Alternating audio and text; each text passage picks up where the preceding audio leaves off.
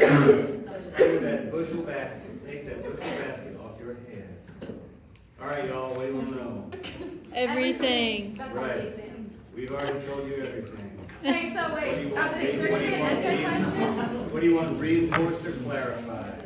Is there gonna be an essay question? Yes. What's like the structure? Let's start there. What is what? How many Structure. questions? The structure of the exam. How It's many like the- choices do we get? How many, wait, structure, first the structure. How many choices? Structure is passage IDs and an essay, and you have 50 minutes. This is new for you. Are you terrified? How many IDs? No? Five IDs? What? How many IDs is it? 17. And 17 choices? okay. 17 choices? Look, the exam, the exam. They went very I'm gonna follow this up, I'm gonna get serious in like, But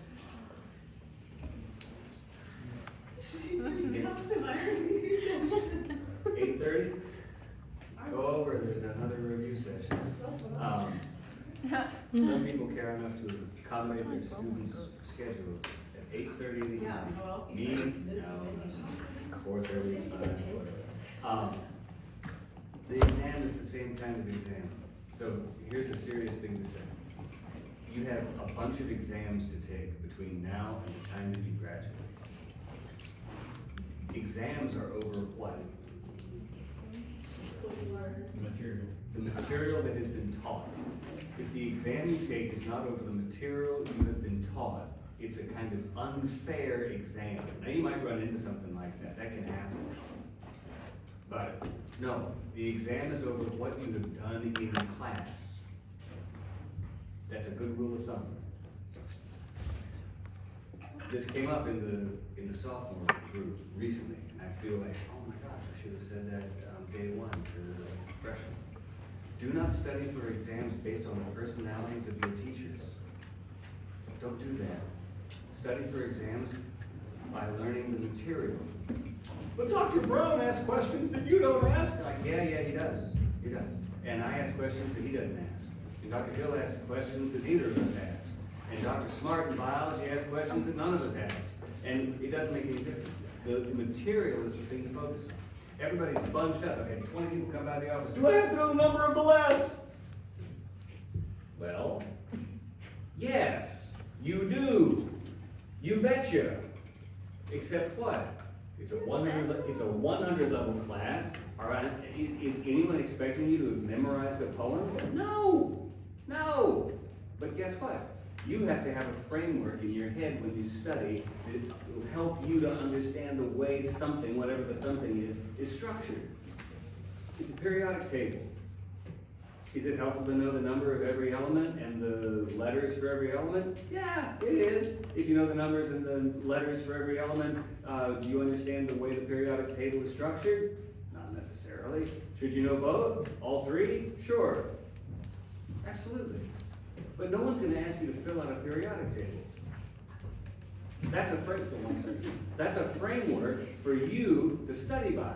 Yes? Does that make sense? Right. And then the job is to do what? Figure out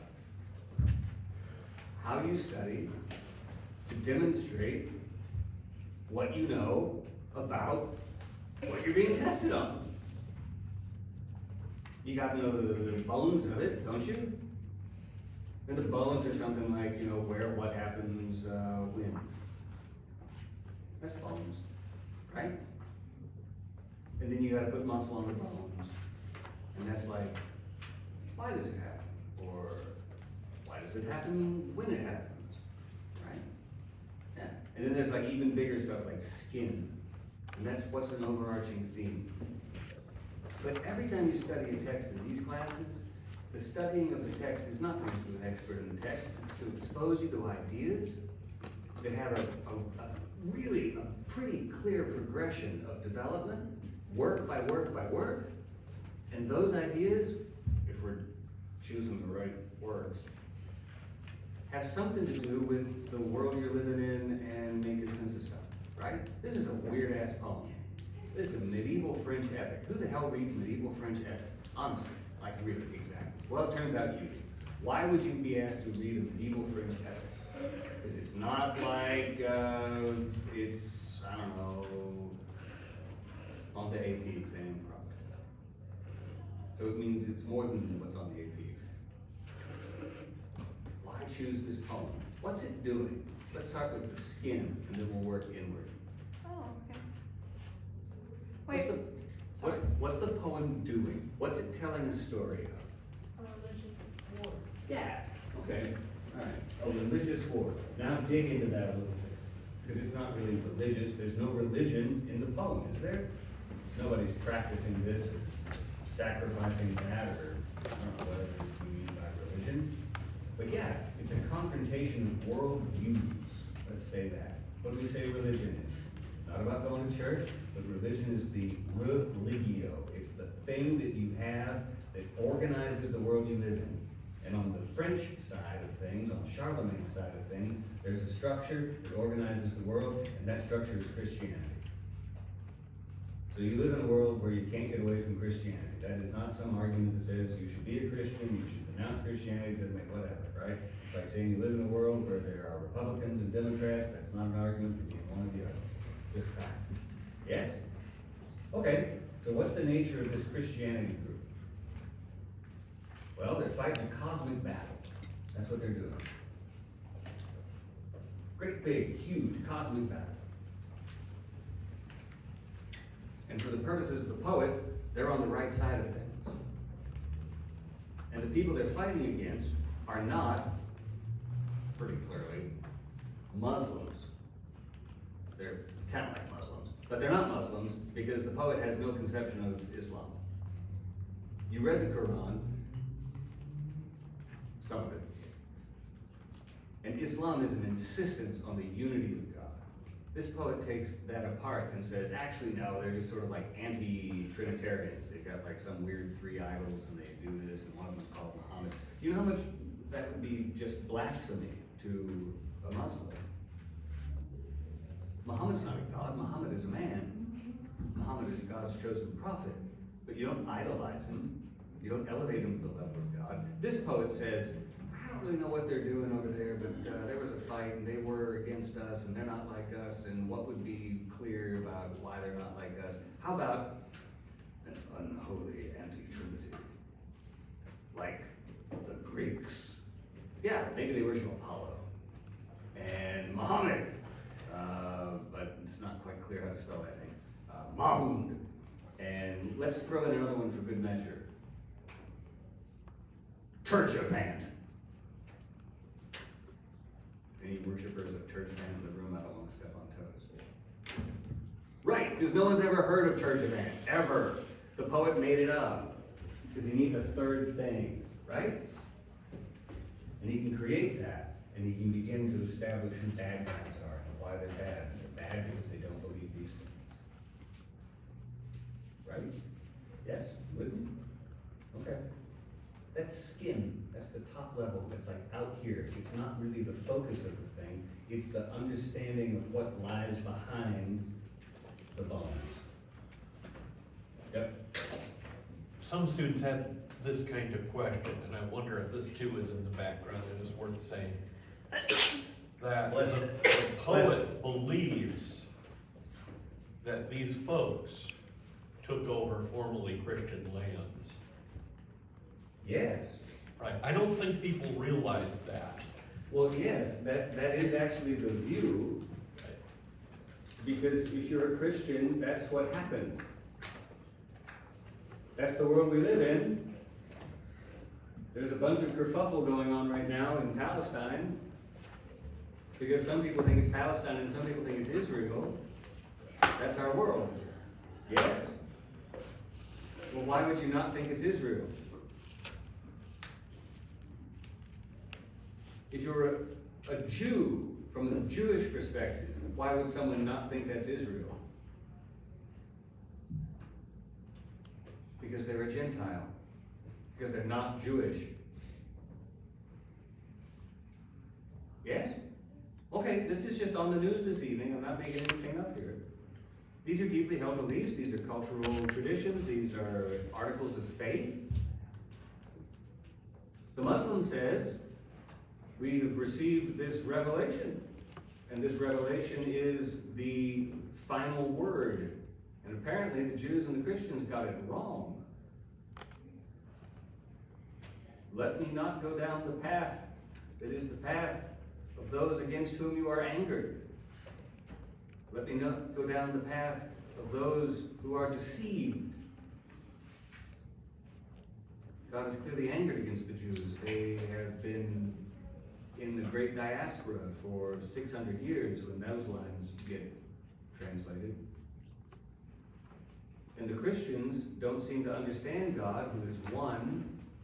They think that God can promulgate, that God has a triune nature, but this text says no. Those are worldviews that are at odds, yes? All right, well, I don't really suppose, do you, that if we go down to the ground and do a quick interview with the folks enjoying their dinner, they would be able to articulate a very clear or precise understanding of Islam. What do you think? They might not be able to articulate a clear understanding of Christianity.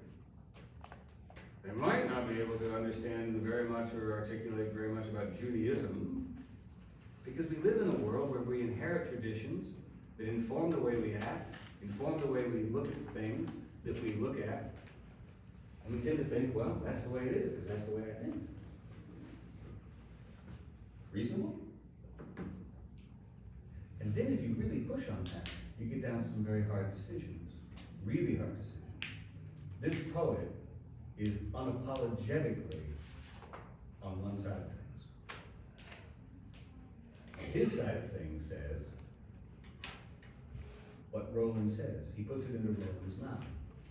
Christians are right and pagans are wrong. That's a pretty hard line. It doesn't get harder. But if you take that seriously, that doesn't mean you should believe that. Decide what you want to believe. But if you take that as a kind of litmus line for the whole poem, things begin to fall into place. Then you can get down underneath the skin, and we'll go back to some muscle. You want to go straight to the bottom?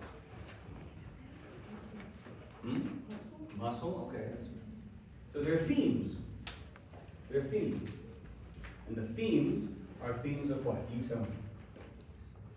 Is it motivation? What kind of motivation?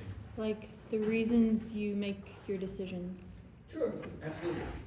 Don't underestimate, and don't write fluffy stuff on the test like, this is psychologically complex. Like, yes, it is. But be specific if you're going to point out the psychological complexities. Yeah, motivations are serious things. And it didn't take Freud to figure out that people have got all kinds of reasons to be motivated. And the situation that develops between Roland and Ganelon is genuinely complex. So you got like two choices in that. I don't want to get sidetracked too much. But in the development of this relationship, the way it's presented in the poem, that Ganelon doesn't like Roland, and Roland suspects Ganelon as a kind of wretched guy, and so does Charlemagne, and maybe other people do too. The complexity of that situation should not be underestimated, nor the sophistication with which that situation is presented. There's genuine psychological depth. It's not Freudian depth. It's not about the subconscious and Ganelon's trouble with his mother or whatever else. It's a psychological depth of hatred that develops out of a particular worldview that turns out, because it's this poet, a Christian view, where Ganelon has invited vices into his life and has dwelt on animosity and greed and selfishness. And if you do that, the poem suggests pretty well that you wind up behaving really badly toward people that you love or should love. Yeah? All right. There are themes that develop. Themes of motivation. Yes? What are the themes? So one thing I noticed was the idea of like suffering throughout the poem and the comparison between physically being okay and spiritually being okay. It was like there were certain people like Ganelon and Oliver at certain points who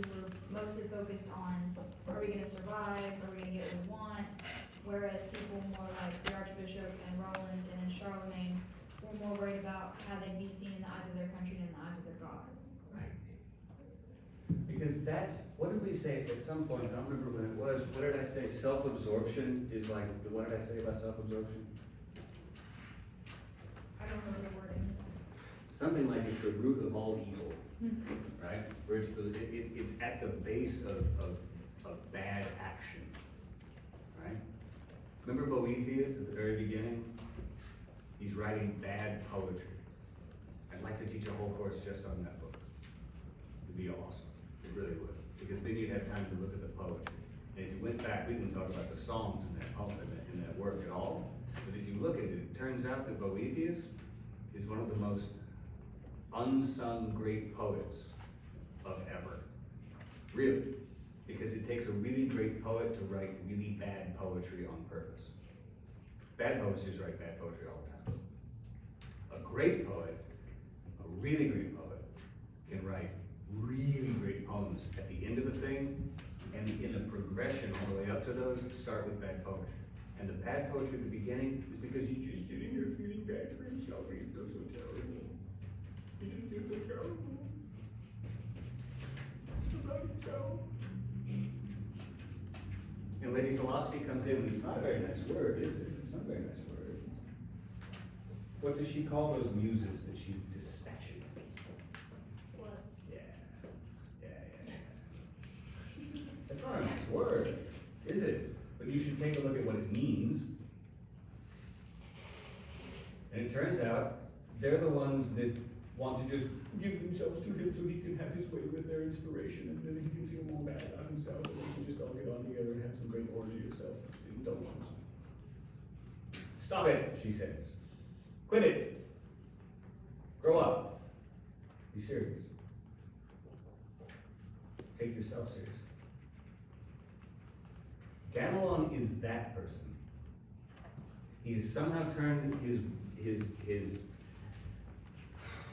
his thoughts, his heart, inward. He has wronged me, he says, in this and that. He's taken his ill fortune as a personal grievance. He's wronged me in land, whatever that. We don't know what that means. It seems kind of unlikely that that's true. Roland doesn't behave in other ways that suggest he screws up like that. I mean, he's human, but whatever. No, Ganelon is a kind of person who takes things to himself, which is always quite dangerous, right? And it wounds him, and it opens this sort of sore that he continues to pick at, yeah? Until he's willing to do the worst thing a Christian can do. And the model for the worst thing a Christian can do, that is a Christian that's like a follower of Christ, what's the worst thing a Christian can do? Who's the model for that? Yes. Yes. Who's one of Jesus' 12 best buddies, right? And apparently, good friends with 11 other guys who are Jesus' best buddies. And what does he do? Yeah, not just denies him, but turns him in. Peter denies him 3 times. Judas does worse, right? Seriously. Judas sells him. Yeah? Yeah. Ganelon sells Roland. He's a figure like Judas. Is it an allegory? No, we'll talk more about allegory when we get to it. But is it a reference? Is it an allusion? Is Judas the model for that character? You betcha. What can this poet, this is the other thing to think about, what can this poet depend on? That his audience knows that story. He doesn't have to say, Ganelon like Judas sold Roland for us 30. No. He doesn't have to do any of that. Because everybody understands that it's there. Everybody gets that. We just talked about this. This is going to sound like a stupid example, and maybe it's not. We just talked about this in 202 today. Why do presidents only serve 2 terms in America? So they don't become corrupt. I don't know, it's like people's desire. When does it only become a law that you can only serve 2 terms? FDR. Right. Because before FDR, no one ever tried to serve more than 2 terms, and 4 terms was at least 1 too many. Why did no one try to serve more than 2 terms before FDR? Precedent. What was the precedent? George Washington. George Washington. And George Washington is the one who said, actually, I don't want to be king. And 8 years is enough. And he chose to do that. And there was this recognition of some kind of thing. Who can explain this? I don't know. Go write the book about it and try to explain it. People recognize that as an example of humility, an example of deferentialness, an example of whatever it was. And so nobody dared to do more than that, out of respect for the precedent setter. Right? That's a tradition. It's in the air, right? It's in the air and it works very hard and works effectively until somebody comes along and says, oh, I don't know, my legs aren't working too well, but I'll go for 4. And the nation says no. Seriously. There doesn't have to be a law for a thing until somebody tries to break the tradition. It's in the air. The poet doesn't have to say, Babylon is like Judas, because the audience understands that's bad, that's treacherous. And there are all those other elements that set this up for the reader, right, for the listener. There are these 12 peers. They're like the apostles. But they're not the apostles, they're just 12 peers. But it's a good structure. You can't get away from the world that says there's 12 tribes of Israel. You can't get away from the world that says, that's a weird number and a cool number, and how does that work? So there are 12 peers. It's a device to work with. And it resonates. And it resonates just like the apostles, because the audience is going to know that. You cannot make a 1-to-1 correlation between the 12 apostles and the 12 peers. Don't try. But they're paired, just like the apostles are sent out 2 by 2. Oh, look at that. That's kind of cool. Right? And what do the apostles all do? Except for John.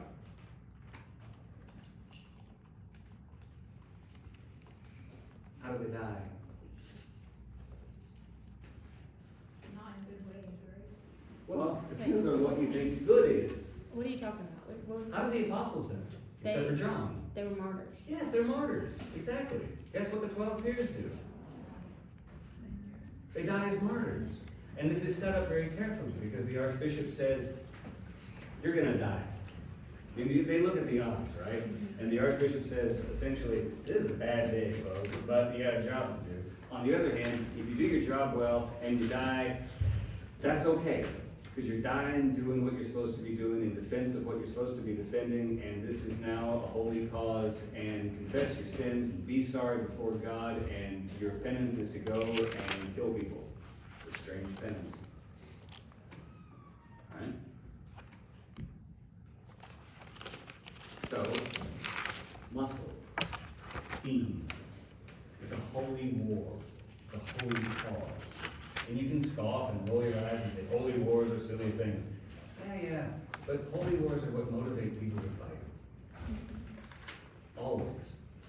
Dr. Brown and I went to a lecture, when was that? I don't know, it was a long time ago now. And this fellow are you off? See you tomorrow. Bye, see you Bye, tomorrow. all. Good luck with your test in the morning. And Union, oh no, sorry, bye, thank you. And Union brought in a speaker, we took some folks down to listen to this guy, and his talk, he's a great historian from Baylor, and he talked about World War I as a holy war. Nobody talks about World War I as a holy war, it's a political war. Stupid Triple Alliance, stupid Archduke Franz Ferdinand taking the side road to get a sandwich, or no, the assassin stopping the sandwich and then they're like, whatever. It's political. No, the way it's promulgated is as a holy cause. God is on our side. And the Germans say it, and the French say it, and the English say it. And what makes people fight? Some conviction that what you're fighting for is correct. And what greater conviction can you have that something is correct than that you are fighting for God? Why did those people want to fly planes into the Twin Towers? that was not a whim. And you may disagree, and you say, well, God wouldn't really want that. Well, they would disagree with you. And we can talk about the complexities of that or whatever. But this poet sets up a story in that context. And so it's a holy war. These people are motivated by the conviction that they are performing their obligation. And the obligation isn't and this is difficult maybe. It's not their obligation because they go to the First Baptist Church or the Church of Christ, the Presbyterian Church down the street, the Methodists or the Catholics or the whatever. It's universal. It's universal. And the universal Christian obligation is understood in terms of an obligation to your Lord above you and to the people beholden to you. And the king is then representative of the structure of the kingdom of God. Yeah? Okay. Well, there you go. That's the, I don't know, that's the muscle. That's the stuff that contracts and expands and makes the people move. And then you got the bones. Those are the characters, yeah?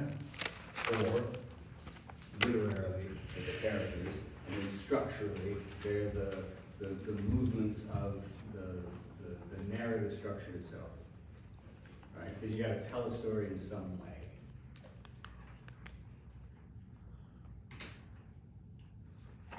Sophocles tells his tragedies in some way. There are rules. Everything takes place in 24 hours. The tragic hero is going to have a complete downfall. His downfall is going to affect the state. He's a good man, but not perfectly so. His downfall is brought about by fault in himself. Blah, blah, blah, blah. Right? Those are the rules. Everybody agrees, those are the rules. That's how we're going to judge the poetry play contest every year, and everybody says, okay. You can have different rules, but those are the rules that we choose. You can play chess in a different way, but everybody agrees that no, you're playing different rules, and the rules of chess are not playing chess. Same rules for the poet. He wants to conform his structure to every less presenting one action, and one action only, one moment in time, one photograph.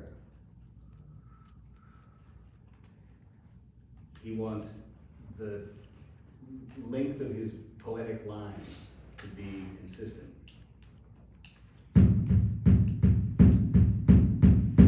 That's the line. Every line. It's amazing. French just works like this. English works in 10 syllables. French works in 12. He's going to end his lines with a particular kind of sound. Assonance. That's good vocabulary. Right? It's like a rhyme, but it's not a rhyme, it's just the same vowel sound. Right? It's like ending every word in shun. They don't really rhyme, but they end with the same sound. Yeah? All right. Sayers does that with that translation, which is one reason we use it, because it keeps this cool thing going. He's got a sweep to the narrative, right? And we talked about like beginnings, middles, and ends, yeah? Well, okay, if it's the Song of Roland and Roland is dead halfway through, then the Song of Roland must not be just about Roland. That means Roland is representative in some way. Don't say symbolic, avoid the word symbol. I hate the word symbol unless it's used correctly. Write that down, Matthew. What word did you say instead of symbolic? Representative? Representative's good. Symbols are real. Just make sure you're talking about symbols. Like, philosophers get upset when you say something like modus tollens when you mean modus polens or whatever. Opponents. Yeah, well, yeah, something like, something's gonna upset how people around as a philosopher. Symbolism used wrong is useless.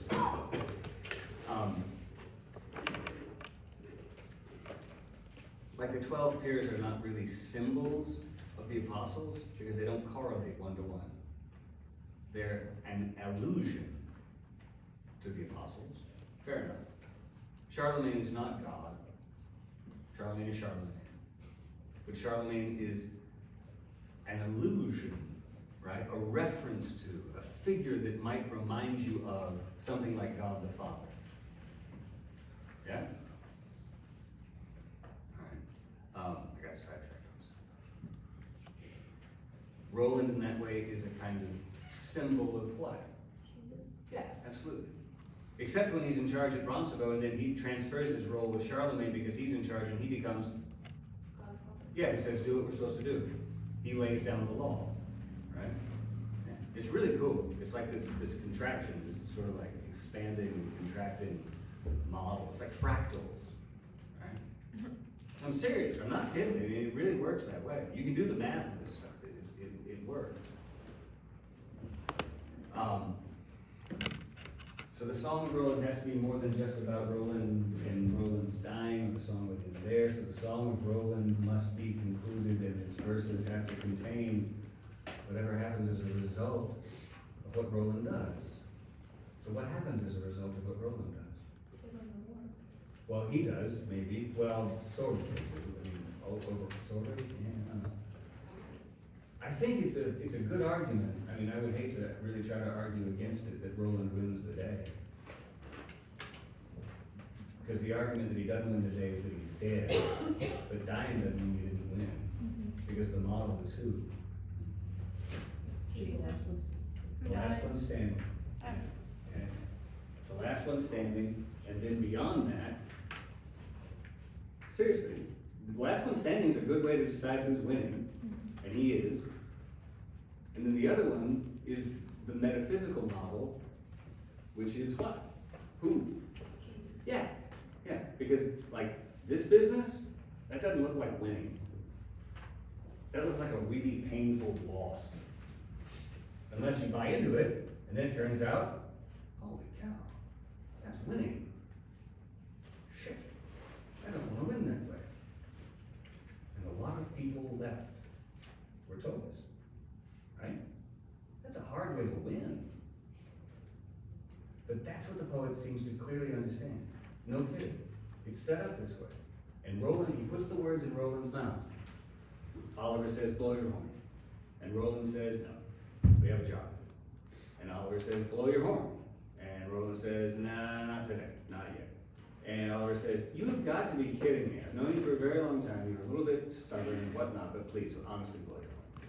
And Roland says, no, our job, and the job, he doesn't say my job or your job, he says the job of a knight is to suffer for his lord, to endure heat and cold, and to lose skin and hide. That's, skin and hide are different, right? You could like, my kid fell off his bike today. Henry came up, he has an abrasion on his arm. It's not a bad abrasion. But he fell off his bike. I was like, man, good for you, you fell off your bike. You just learned some things, that's really great. If you want a bike, you're gonna fall down. And now you got back up on your bike. You just learned something else, that's awesome. That's the job of a bicyclist. Or you quit being a bicyclist. The job of the knight is to suffer for his lord. That's what he says. Did he actually fall off his bike, or is that just like a story? No, he really did fall off his bike. He has an abrasion on the inside. Is that really what you said to him? Pretty much. I mean, I gave him a hug. Henry has a mother too, fortunately. Seriously, I kissed his abrasion and said, good man, right? And I'm serious. How old is Henry? 9. I was 9 years old when I told him the story of my falling off my own bike, and I had a really cool Sears Free Spirit 10-speed. It was awesome. It was like neon orange. You could get it in neon green or orange. I had the orange one, and like drop handlebars. It was totally cool. At a time when other people were driving like dirt bikes, and my friend Danny Coughlin had the green one, and I had the orange. And anyway, I was coming home, and it was always a trick to see how fast you get home. And I learned the genuinely hard way, and I can show you the scar, that you should never turn with your inside pedal down. Always only turn inside pedal up. Because inside pedal drags road, and you go ass over teacup, whatever the expression is, over your handlebars, and you gouge your shoulder and line the road trying to figure out how to breathe. And then I got really pissed off at the people sitting on their porch watching me. I don't want to tell the story. And I was so angry that these people on their porch did not say, "Are you all right, little boy?" or something like that I stood up and glared at them and picked my bike up and walked home. Is this how you told this story to Henry? Pretty much. I didn't say that. Yeah, you have to suffer. If you want to ride a bike, you will fall off your bike. If you want to be a chemist, you're going to blow shit up in the lab one day. I mean, it's going to happen, right? Seriously. You say you have no enemies? Your boast is poor. You haven't fought a good fight if you don't have any enemies, if you haven't suffered. Yeah. Joan, does it have something to do also with being the rear guard? So you're not just at night, but Right. what's the job of the rear guard? Yeah, is that clear to people? Maybe it's not. No. What's a rear guard? Is it the people who get hit first? Yeah, maybe we should have said that sometime soon. Or is it the people I'm closest to the assuming it's a guard king? at If the you're rear. gonna organize an army, how do they move? How do you make your army move? Have you seen a parade? It's steps counts. You have to put people in a line and you have to move them, right? Yeah. And they can't just like all spread out and guys walking. Right? No, it's an organized event, and if you're gonna organize people in motion, you are gonna wind up putting them in a line. And your line could be this way, or it could be this way, but you're gonna make a line. What's a rear guard do? Push everyone forward? No. Sort of, but they're not there to move them at faster speed. If you want to attack an army in motion, where do you come from? Wouldn't that be helpful, to come from behind? Yeah, absolutely. It's the easiest way to do it. You just sort of gnaw at them from the back, all right? Because everybody who's going this way then has to get out, turn around, form up, and then come back this way, yeah? So you have a rear guard who's in charge of watching behind us, because that's where they're gonna come from, most likely, and the second most likely place It's the side. is from the sides, the flanks. Exactly. What you wanna do is turn your enemy's flanks so they're in disarray. You wanna come in from behind, move them sideways, and crush them. It's standard tactics. That's standard tactics from Sun Tzu in China to Clausewitz in Europe. Because people only move in so many ways. The alternative to that is not to have an army, but to have some sort of guerrilla force that moves and dodges and bobs and weaves. But if you got an army, what are you gonna do with it? Okay, so yeah, the rear guard is the group at the back whose job is to like pay attention to what's going on over there and be ready to swivel and say, "Oh, we're ready, here we go," and to delay the attack. And it's an important job. And it turns out the very best people are put in the rear guard. And Gamelon makes sure of it. Which is a measure of the level of his treason, the depth of his hatred. Who wasn't brave when you asked him about his business of calling? Is he his nephew? Is he what is this guy? Right, he's his stepson. Roland is Gamelon's stepson. How that relationship works, we don't know. It's not explained. Doesn't matter. He's a stepson, right? Who's always the baddie in a fairy tale? Yeah, sorry. The baddie. The baddie, always stepmother, wicked stepmother. It's like one word, wicked stepmother. Sorry, it just happens, right? You might have a very nice stepmother. I don't know, but the poor stepmother is always the worst moments in fairy tales. Why? Why should that be? What is it that justifies the wickedness of the stepmother? Cinderella is the stepmother. Why is she so hateful to Cinderella? She's replacing something that was better before her, and she doesn't really belong there. Sure, and she's looking out for her kids, who are Cinderella's stepsisters, right? They're not related. And apparently blood matters. What do you look out for most? Family. Right. And how do do you define family? Well, I don't know, that's a different class. But Ganelon is Roland's stepfather. Roland is not Ganelon's vassal. He is not an obligated servant of Ganelon. Ganelon is Charlemagne's nephew.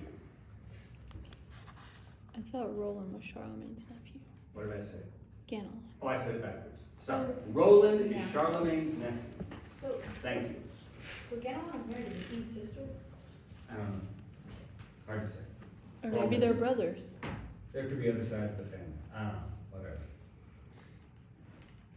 At the scene where Ganelon nominates Roland, he says, nominate my nephew. We already explained that I'm not your nephew, I'm not your vassal. And what does Ganelon do then? It's a brilliant little turn of words. He nominates him with a phrase that's sort of like, he's like a son to me. He's like my brother. Well, to say that and behave very badly to your son or your brother only compounds the treachery, right? He ingratiates himself by saying this, while he already knows what he's done. And what he's done is ensured everybody's death. He hopes, anyway. That's all. All right. I'll stop. What else? So Charlemagne, after he has his prophetic dreams before the rebirth attack, he seems to he weeps, so he seems to know that Roland and everybody else are gonna die. Or he at least knows that it's not great. He knows there's a very bad situation brewing, right? How does he know that? The poem doesn't have to explain that part, because you can put pieces together and it can be not just taken for granted, like I don't have to know that. It actually makes sense if you stop and think about it. There's clearly bad blood between Ganelon and Roland, clearly. And we don't know why that is exactly. We know that Ganelon says he wronged me in money and land. Maybe. But what Ganelon thinks is being wrong is hard to say. It's not like there isn't recourse to justice. We see that at the end, don't we? Okay, so he's carrying some kind of a grudge.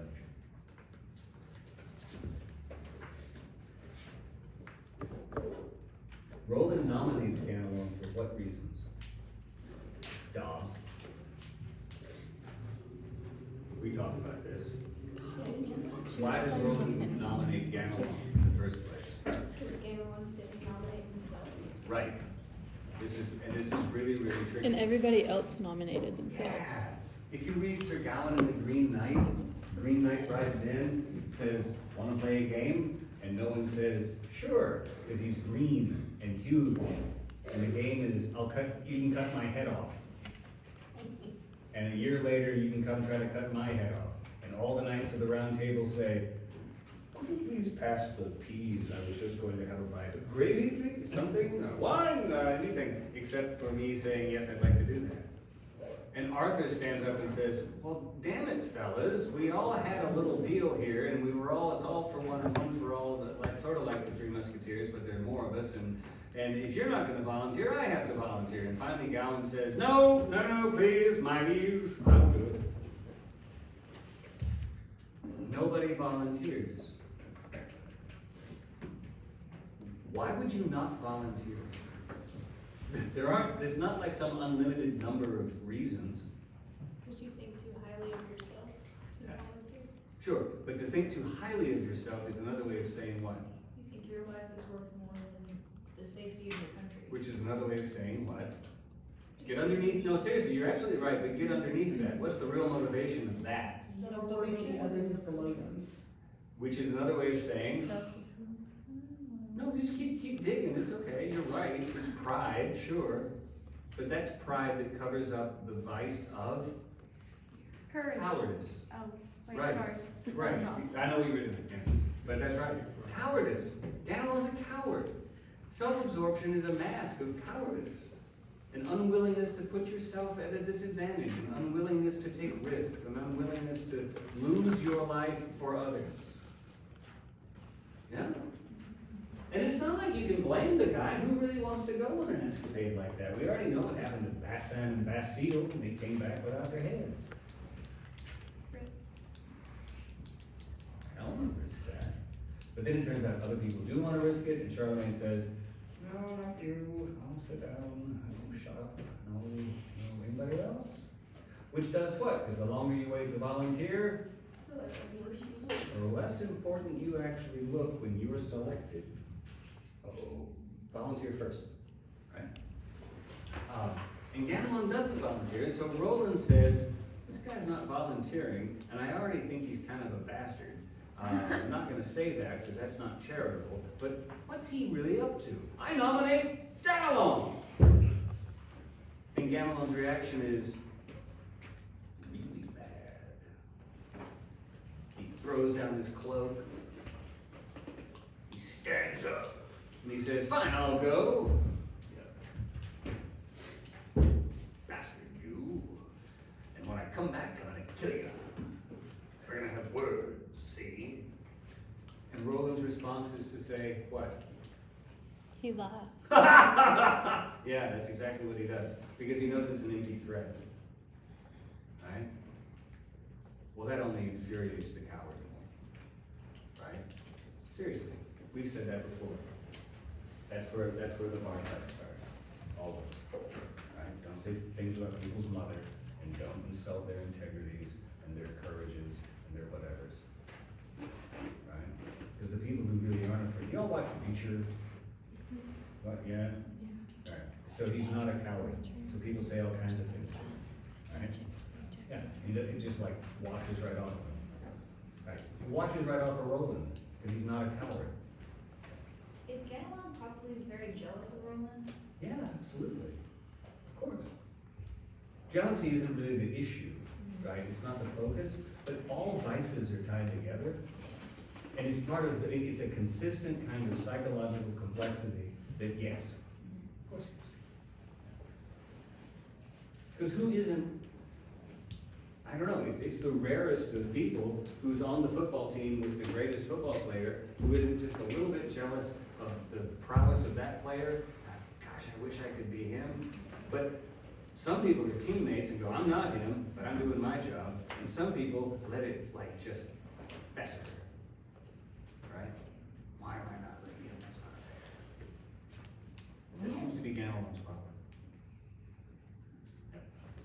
I meant to ask this when we were talking about the structure of it, but will the passage IDs be strictly the Song of Roland? I admire your practical questions. Mhm. Yeah, no, they won't be. There'll be passages from the Quran. Okay. And which ones did we talk about in the Quran? We talked about Mary, Joseph, and the son, and the introduction, Yeah, and that's it. yeah. I don't think we talked about Yasin. Too bad. We talked about the opening.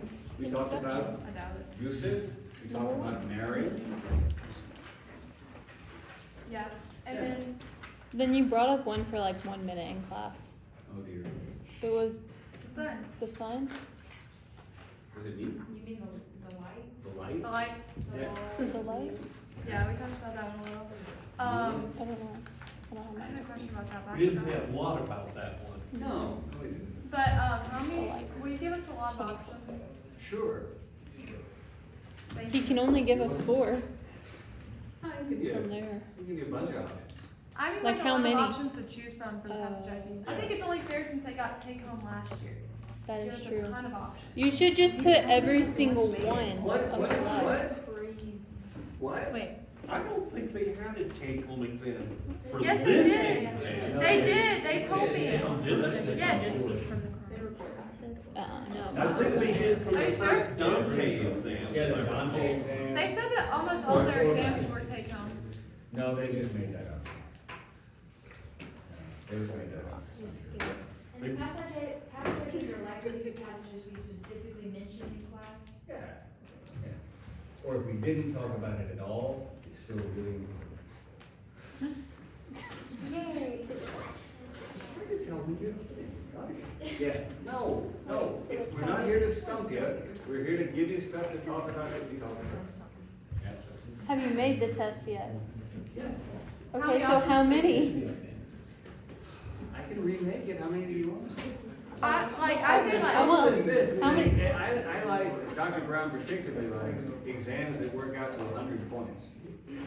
Right? So if it's 6 out of 8, the essay has to be 52 points. I want Right. the essay to be less. You want the essay to be less.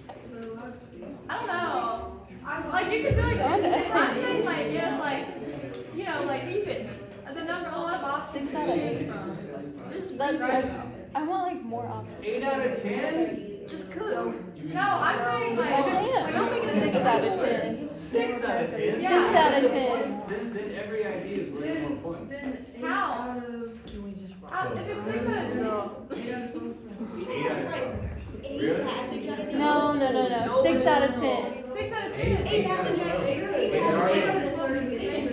4 out of 8. 8 out of 12. This is so great, you all should take jobs. That's You too, should we don't have graduate- time. Maybe before we graduate, you should take jobs as bookkeepers. But no essay. Now I have a question. You know? You should How have does book- making it 6 out of 10 instead of 6 out of 8 make the point system different? Yeah, that If it's the Maybe same it number. doesn't, I don't know. it doesn't. So I say 6 out of 10. 6 out of 10? Yeah. John, haven't We you can take a already vote. made the exam?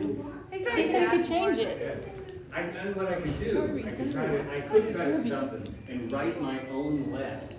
It's not really in there. And then they would misidentify it and say whatever. Like, no, that was me. No, whatever. Yeah. If the less number is actually 157 and I put 156, I'd say that's really good. That will be minus .005. No, I said Sounds this, I about said right. this, yeah, exactly. I said this to some folks who came by today, like, if you say something like, this is where the guy, I think his name starts with a R number, does this thing, and it's in the poem someplace, 0. No points. No points Hey, for but they knew wasting it wasn't lead, going. no points for wasting ink, nothing. You'll get nothing, you lose. Hey, and we don't try Bumped into to. the ceiling that has to be washed, yeah, all that stuff, right? You get nothing. If you say 156 and it's 157, excellent. What if I you say 150? yeah, whatever, that's fine, that's reasonable. But Fine is like- not Like, excellent. don't just go guessing because you wanna put down a number and hope you get it right. Don't put a number down if you're not sure, right? Knowing the numbers is only a way for you to think about the structure of the puzzle, that's all. No one's asking you to be an expert in Song of Roland. But if you look at the numbers of the lessons where the important things happen, it gives you a way to say, oh wait, yeah, Odysseus tells his story in 9, 10, and 11, and this is the middle part of that story, oh, 10. Well, that's helpful. It's the same sort of thing, I swear, this is the same sort of thing if you are taking chemistry and you know where noble gases are on the periodic chart. Oh.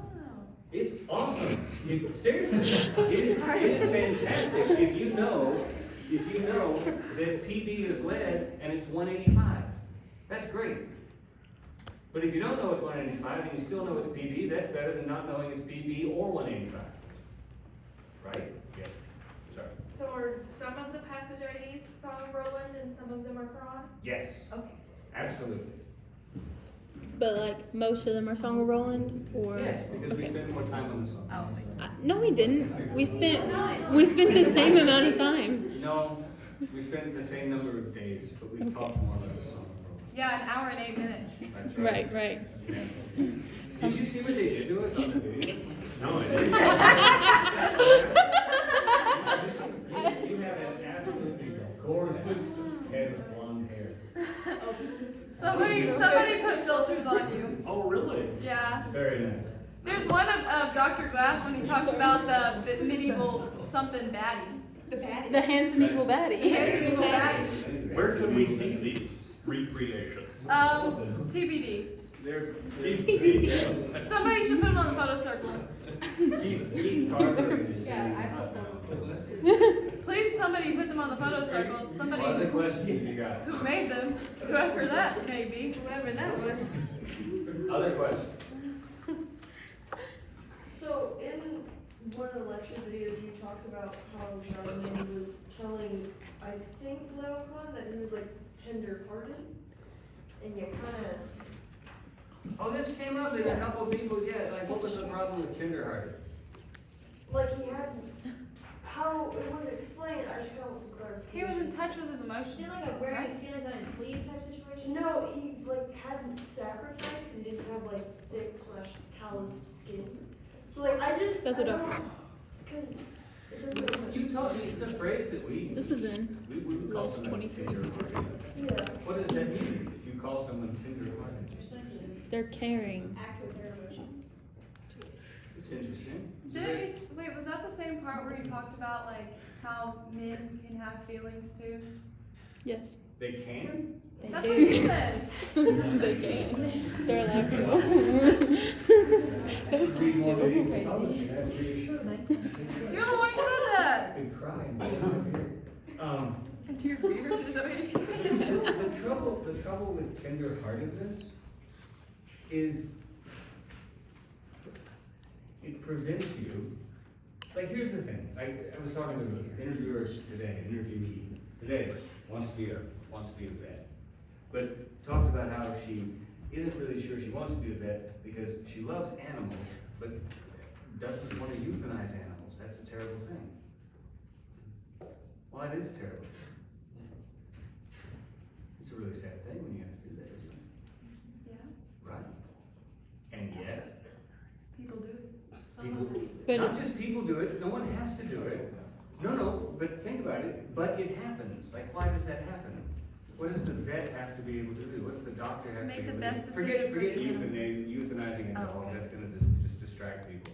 Like, a surgeon has to do what? You put aside your own emotions so you can do your job. Yeah, and what you have to put aside is your emotions about how weird it is to cut into somebody and rip their heart out really carefully, and you learn how to do it, you studied how to do it, and then you're gonna, what? Put somebody's heart into the space you just cut off? That's crazy. That is a little crazy TV. I'm serious, but people do that, and the people who get heart transplants are really grateful, because they're not dead. But if you're too tender-hearted, you can't bring yourself to lift the scalpel. You can't bring yourself to do your job. But it also like kind of tells us that like before his treachery, he was up there. Like he was a noble person, like he wasn't terrible. And so was who else? So was who else? Who? Lucifer?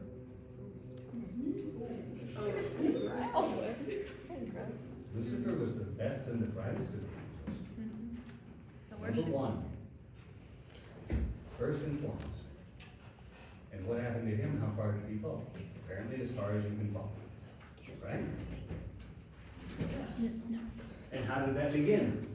That's why Judas, that's why Ganelon are all, on another level, just representatives of the devil himself. It starts with envy. Right? It starts with a pride, a lack of humility, a decision to say non serviam. Right? I'll be in charge, thanks, I won't serve. I'll make my own music. I'm not gonna be a part of the orchestra. Right? And damn the consequences. Apparently I'm the consequences. Damn me. Right? Yeah. Alright. And God says, okay. And Charlemagne says, okay. I'm not gonna change the rules. You're gonna do what you're gonna do. And then we'll sort that out in a bit. Yeah. what is the glove? Like Oh, everything, love. everything about the glove, actually. Everything about their love. Yes. What is a glove? It What- goes what's on it here. do? Covers your hand. Covers your hand. What do you do with your hand? A lot of things. Everything. Exactly. No, seriously. If you can spend an entire career studying what people do with their hands. I'm not kidding. All the customs that are built up around hands. I mean, 5 years ago, nobody would have given a fist bump.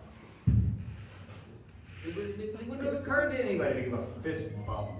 Why did you start giving a fist bump? Let alone an elbow bump. Let alone, what the hell is that?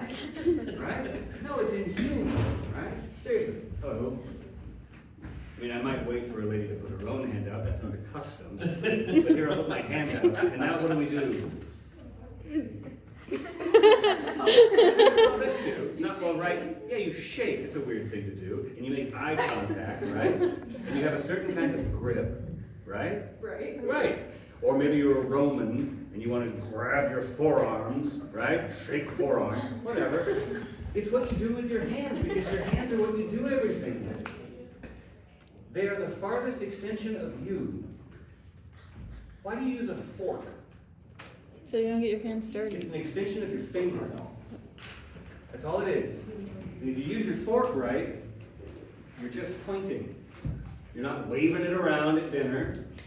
Serious. You're putting it carefully down like you might keep your hands in your lap. It's an extension of the hand. What is a sword? An extension of your arm. What is a gun? An extension of your hand.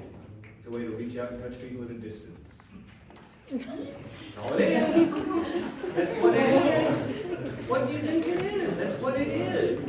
You don't want to carry a sword, don't want to get that close when you have to fight somebody? Find a way to touch them at a distance.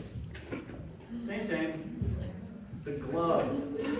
The glove is the hand. It's not the hand, it's the covering of the hand. It's the image of the hand. The glove looks like a hand, doesn't it? You didn't give him a shoe. You didn't give him a hat. Hats are interesting too. Give him a glove. Glove is the extension of me. Take the glove. It's your gauge. It's the symbol of your office. We do this all the time. All the time. We still do it. Like the most bizarre professions have the most accoutrement. Right? The happiest day in your life when you're a med school student is when they give you your little white jacket. Because now they know you're not a, don't say it, nurse, patient. The stethoscope's kind of nice too. Oh, the stethoscope's good, right? You gotta wear it. But I'm serious. It's a symbol of your office, right? I'm not kidding. People do this. Yeah. So the fact that he dropped it as a sign that he is not holding that office well, and he's not doing what he's supposed to do, and he's not accurately representing Charlemagne? You go to a funeral, a military funeral, and the color guard shows up and they fold the flag and they hand it to the widow or the widower or whatever, and they drop the flag. What are you gonna say? That's a bad sign. Like, it might not be a bad sign, but you're going to say for at least a split second, "Cripes, that's a bad thing." Right? Because the flag has been presented in a ceremony. It has a certain kind of gravitas. And it should be treated in a certain kind of way. Everybody's agreed on the rules. It doesn't touch the ground. If it gets tattered, you burn it. Whatever, right? You've driven past some raggedy flag on some flagpole in Gleason. You're like, could somebody get those people a new flag? Like, they ought to respect that. You've said that, you've thought that, somebody has, right? And then maybe you said, that's stupid, whatever. And then you thought, no, that's not stupid. Why do I think that's not stupid? Same, glove, right? Yeah. So I get why Roland, about when he blows the horn, why he didn't do it at first, but what exactly is the reasoning behind him doing it? Because he's done his job. He's done his job. He's held them off as long as he can, and he hasn't needed any help until then. Okay. I mean, it's a way of letting Charlemagne know. Because he owes it to Charlemagne, because the rear guard is there to protect the army, and if the rear guard can no longer protect the army, now it's time to call for help. All right. Right? Wait, Because the job before that was to let the army get away as far as it could, and protect it. Does he likely know he's going to die at that point? Oh, yes. He knew he was going to die before that. Like, he might win, but 20 to 1 odds is not good. And so at that point, like, his death was gonna mean something, and so it, and like, it serves as an inspiration for the army after that. His death is always gonna mean something. And he's wrong. It could mean something good, or it could mean something bad, or something in between. And he says, I'll try to make it mean the best thing. Just like any of our deaths. Right? Well, it ends up having tactical value too, and I think he knows Absolutely. that. Oh, yeah. They take out a lot of the really super warriors on Oh the my side gosh, of the. they do serious damage. Yeah. Well, I mean, and ultimately, I don't wanna make this sound silly, they win. They win. It looks like a defeat. So there's that. Turns out, not a defeat, if you believe that story. Not a defeat. What's he done? He saved his soul. He goes straight to heaven. Who could ask for more? Right? Yeah, you could ask for more. What do you want? Okay, back to the glove. So is Charlemagne giving his glove kind of like giving him the power, like as a representation of Charlemagne? Of course. So like now he is Charlemagne's hand? Yeah. Okay. How did, I mean, this is nothing more than the US ambassador to any country. You carry the qualifications, the symbolic representations of the nation you represent. Statecraft has not changed. If you come in peace, what do you carry with you? You bet. Same. It doesn't change. I don't know who came up with olive branches, but pretty good idea when we first hear about them. Right? I don't know why doves are used at the Olympics. Oh wait, yes I do. It's an old story. It's a really old story, and so far it hasn't been rewritten or preferred to another story. Does that make sense? Same. People do things with their hands, and so you don't really have much of an option except for something that is symbolic of your hand. Yeah. But the medieval world is filled with like remarkable, complex, intricate, sophisticated ceremony that involves things like that. Yeah? When you become somebody's vassal, you might be given a piece of turf, just a little piece of grass, like a little turf, right? Which is representative of what? You're holding the land that you're agreeing to hold for the liege lord that you're swearing allegiance to, and his giving it to you says, that's also mine that you're taking care of, and so I take care of you, and the people who live on the land that you're receiving, you're in charge of. It's all there. Why do people pray with their hands together? I don't know. Interesting, isn't it? Why? This is a Mosaic form of prayer, right? Moses stands in the Orion's position. Yeah, is that right? That's right. Moses, Yeah, Moses is kind Got of his special. hands on. Moses is kind of special. Everybody else, Pray like that. later on, you see people do this when they pray. Why? Tell us. Guess. They were taught that. Sorry, I already shook your hand once, so you do it again. Go ahead. Put your hands together in prayer. What are you putting your hands together between? Nothing. Well, this is, don't get this the wrong way. God's hands. He takes your hands in his. Otherwise, you're just doing something you don't know why you're doing it. Oh my God. Right? That's medieval.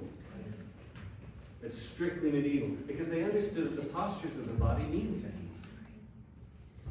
If you kneel down, you're in a particularly subservient and humble position to the person that you're talking to. Well, if you're talking to God, maybe you should kneel down. Alright? If you hear the gospel, maybe you should stand up. Why? Because when you stand up, you're alert. You're ready for action. Right? You're not casual, sitting down going, right? So you're ready. Posture is, you know what body language, it can take Freud to come up with that. And the medieval world is filled with that kind of understanding. Absolutely, it's just overflowing with that kind of stuff. Which makes a lot of sense, given the religion they practiced, Yeah. because it's incarnational, Right. right? Think about Bottom Islam. line. Yeah, absolutely. Think about Islam and all of its particular postures. Its direction in prayer, right? It matters very much that if you're going to pray, you don't just sort of wander around saying, no, you better find the direction toward Mecca and orient yourself correctly because your attitude matters, right? And then put your forehead on the ground. Because if you think kneeling is subservient, try putting your forehead on the ground. Those things bad, it's all that stuff. It's the signs of office.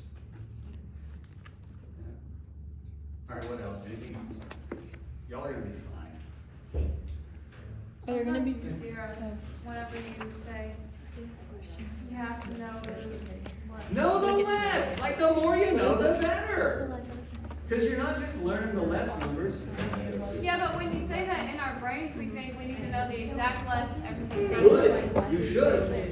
Because when you know it, not only are you super proud of yourself, you've done a little bit more learning than you would have otherwise.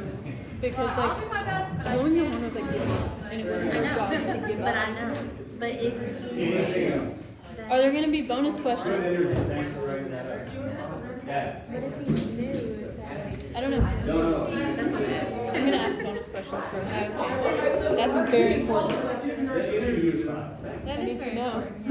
I need to know if I can fit it. You and everybody. Thank you. Very nice. I'm practice at 7 till 9, so I'll be here till 7. That's all. Anything else? Are there gonna be bonus questions? Can one be about your bike story?